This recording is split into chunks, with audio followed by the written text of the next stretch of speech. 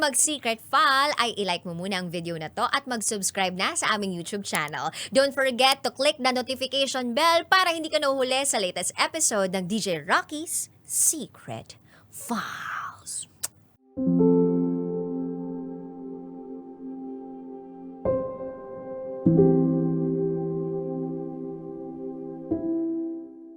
Hi DJ Titangelo, DJ Rakitera. Isa po ko sa mga masugid ninyong tagapakinig. Unang mapakinggan ko kayong dalawa, nasayahan ako at madalas na akong nakikinig sa inyo. Hindi ko din inaasahan na aabot ako sa punto na magsusulat na rin ako sa inyong programa. Upang isang araw, kwento ko naman ang mapapakinggan sa radyo. Itago nyo na lang po ko sa pangalang Monet. 39 years old. At ito ang aking Secret Files. Isa akong madiskarteng babae at nasa kolehiyo pa lang ako, nagne-negosyo na ako ng kung ano-ano. Minsan yema, pabango, bag, at kung ano-ano pa basta pwedeng mabwenta at maging racket, gagawin ko yan. Pangarap ko kasing yumaman at magkaroon ng maraming pera upang makatulong sa aking pamilya. Buong kolehiyo ko, nag-aral at rumakit lang ako. Hindi ko inisip ang mga lalaki na yan. Kumbaga, focus lang talaga ako sa aking goal. Hanggang sa makapagtapos na ako sa kolehiyo. Nang matapos ako ng kolehiyo, naghanap agad ako ng trabaho. Swerte naman, dahil hindi ako nahirapan maghanap ng trabaho. Naging marketing associate ako sa isang malaking kumpanya sa Metro Manila. Pero, hindi ako nagtagal. Hindi ko talaga nakikita ang sarili ko bilang isang empleyado. Nababagalan ako sa oras. Naiinip ako at parang may tali ako sa leeg na kung kailan lang ako dadalhin sa isang lugar, dun lang din ako gagalaw. Kaya nagpasya ako na magnegosyo na lang. Pero hindi naman pala madali kapag full-time ka na nagne-negosyo. Madami kang dapat i-consider. Manpower, maayos na location, puhunan, at maayos na produkto. Kaya sa unang pagiging full-time ko na negosyante, pumalpak ako. Naubos ang puhunan ko at hindi ko na rin alam kung papaano ko babangon sa pagbagsak ko. Akala ko kasi dati, madali lang ang lahat. Kaya ko napagdesisyonan na iwanan ang aking trabaho. Dahil may experience naman ako sa pagnenegosyo nung panahon na kolehiyo ko. Pero hindi pala ganun. Mahirap pala maging isang negosyante agad-agad. Nung panahon na down na ako, sumubok akong lumapit sa aking pamilya, sa nanay at tatay ko. Pero ang nangyari, nabigo ako. Hindi nila ako natulungan na magkaroon ulit ng puhunan sa pagnenegosyo. Ang tanging sagot nila sa akin, magtrabaho daw ako upang magkaroon ulit ng pera para makapagnegosyo. Sobrang sama ng loob ko. Sobrang nalulungkot ako ng mga oras na yun. Dahil pinaka-last option ko na ng mga taong matutulungan ako ay ang pamilya ko. Pero wala rin pala silang kayang itulong. Hanggang sa may pinasok akong trabaho na kumikita ako ng malaki. Pero puri naman ang kapalit. May nadiskubre po kong isang online platform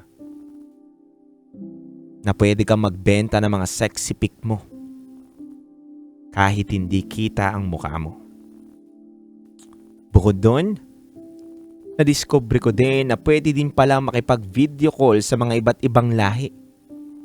At kahit Pinoy, nandun din sa app na yon. At nag-a-avail din sila ng mga videos at pictures ko. Mga kabisyo, doon na umikot ang buhay ko. Dahil gusto kong kumita ng malaki. Gusto ko mabili lahat ng mga luho ko. Gusto ko magawa yung mga pangarap ko na makatulong ako sa pamilya ko kahit may kaya naman kami.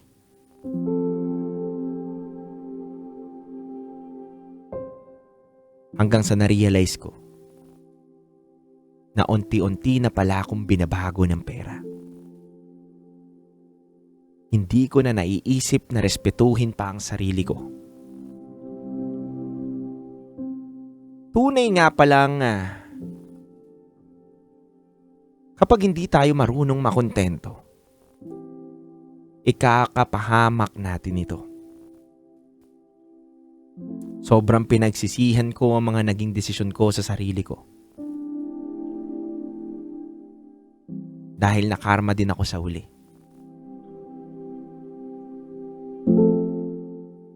Nakuha ko sa hindi magandang paraan yung mga kinikita ko. Kaya wala din magandang pinuntahan ng lahat ng pera na naipon ko.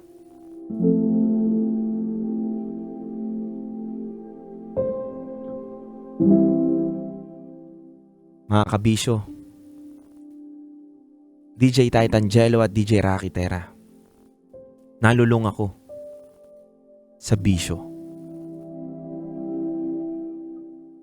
Sa sobrang stress ko, ang unang-unang nilapitan ko ay ang bisyo.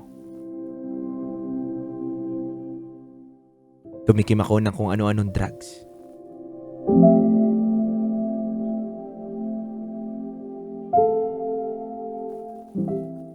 Nagsugal ako. Nangilala ako ng iba't ibang lalaki. At parang hindi ko nakilala ang sarili ko. Paulit-ulit lang ang nangyayari dahil easy money ko nakukuha. Lahat ng gusto kong gawin ay ginagawa ko after ng aking trabaho.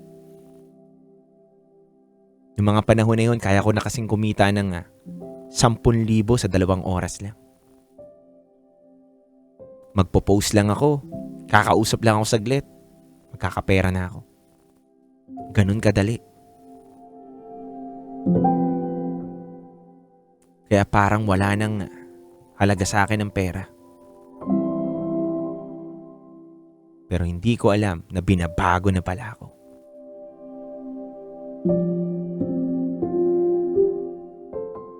Kaya sa madaling salita, wala din magandang pinuntahan ng lahat ng pera na naipon ko. Nalustay ko din ang lahat.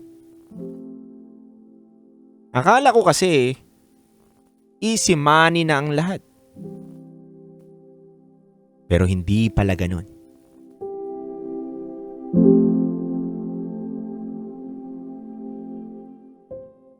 Alam nyo mga kabisyo, DJ Titangelo at DJ Rocky Tera,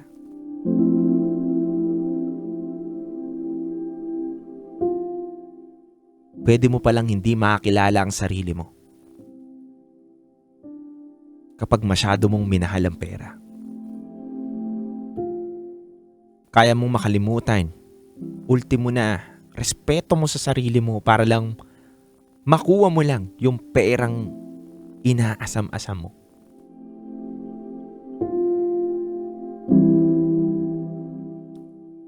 Pero na-realize ko mali pala.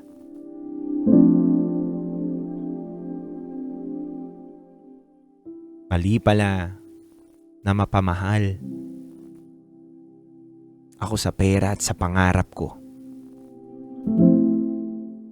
Mali pala na masyadong mataas ang pangarap ko.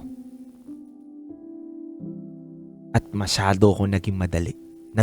Nagmadali.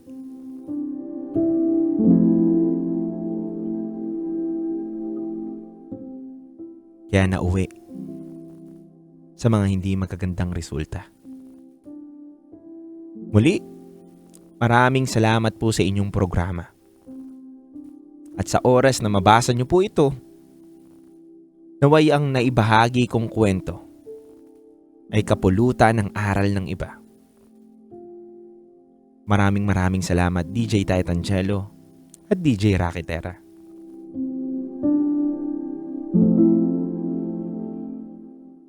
Ako po si Monet, nagbabahagi ng aking secret files.